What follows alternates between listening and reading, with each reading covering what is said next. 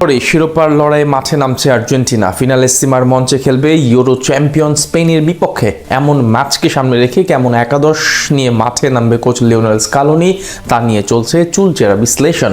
এরই মাঝে সম্ভাব্য একাদশে কারা থাকছেন তার তালিকা প্রকাশ পেয়েছে, যেখানে লিওনেল মেসি, জুলিয়ান আলভারেজদের সাথে রয়েছে বেশ কিছু চমক। ফিনালে সীমার মঞ্চে তবে কেমন একাদশ নিয়ে মাঠে নামবে বিশ্ব চ্যাম্পিয়নরা সেটাই জানবো প্রতিবেদনে।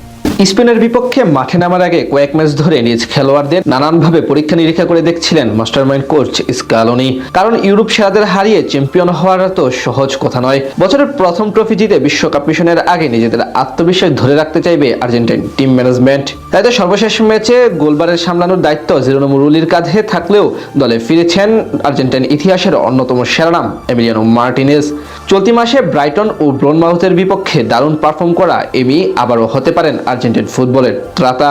স্কালোনির দলের রাইট ব্যাক হিসেবে শুরুর একাদশে দেখা যেতে পারে অ্যাথলেটিকো মাদ্রিদের মলিনা, এবং বাম দিকের রক্ষণ সামলানোর দায়িত্বে দেখা যেতে পারে অলিম্পিক লিওর নিয়মিত মুখ নিকোলাস তাগলিয়াফিকুকে। এই দুই ফুলব্যাক দায়িত্বে থাকবে স্পেনের আক্রমণ ঠেকিয়ে নিজেদের দলের ফরওয়ার্ডের কাজ সহজ করে দেওয়ার। এদিকে ক্লাব পর্যায়ে অনিয়মিত হওয়ার দল থেকে বাদ পড়ছেন বিশ্বকাপ জয়ী দলের সদস্য গঞ্জালো মন্তিয়াল। ইউরোপিয়ান ফুটবল থেকে রিভার প্লেটের ক্যারিয়ার পরিচালনা করলেও সেখানে ঠিকমতো গেম টাইম না পাওয়ার কারণেই হয়তো তাকে দলের বাইরে রাখা হয়েছে। এছাড়া সেন্টার ব্যাক হিসেবে প্রতিপক্ষের জন্য অভেদ্য দুর্গ হিসেবে দেখা যেতে পারে ম্যান ইউনাইটেডের লিসান্দ্রো মার্তিনেজ এবং টটেনহামের ক্রিস্টিয়ানো রোমেরোকে। এই দুই ইংলিশ প্রিমিয়ার লিগের তারকার উপর গুরুবার থাকবে আর্জেন্টিনার রক্ষণভাগ সামলানোর। বরাবরের মতো শক্তিশালী মিডফিল্ড নিয়ে ফিনালিসিমার মঞ্চে যাচ্ছে স্কালোনির দল। বর্তমানে বিশ্বের অন্যতম সেরা মিডফিল্ডার অ্যালেক্সিস ম্যাকলিস্টার এবং চেলসি বয় অ্যান্ড্রু ফার্নান্দেজ থাকবেন সেন্টার মিডফিল্ডার হিসেবে। তবে দল থেকে বাদ পড়ছেন বিশ্বকাপ জয়ী দলের অন্যতম গুরুত্বপূর্ণ সদস্য রদ্রিগো দুই পল। 4-2-3-1 ফরমেশনে দল সাজানোর পরিকল্পনা এবং আসন্ন বিশ্বকাপে তরুণদের সুযোগ করে দিতে কোচ ভরসা রেখেছেন তরুণ অ্যাটাকিং মিডফিল্ডার নিকো পাজের উপর। ফ্রাঙ্কো মাস্তান্তুনো এবং আলমাদাদের দলে থাকার গুঞ্জন থাকলেও সিরিয়াতে দারুণ পারফর্ম করা নিকো পাজকে শুরুর একাদশে দেখা যেতে পারে।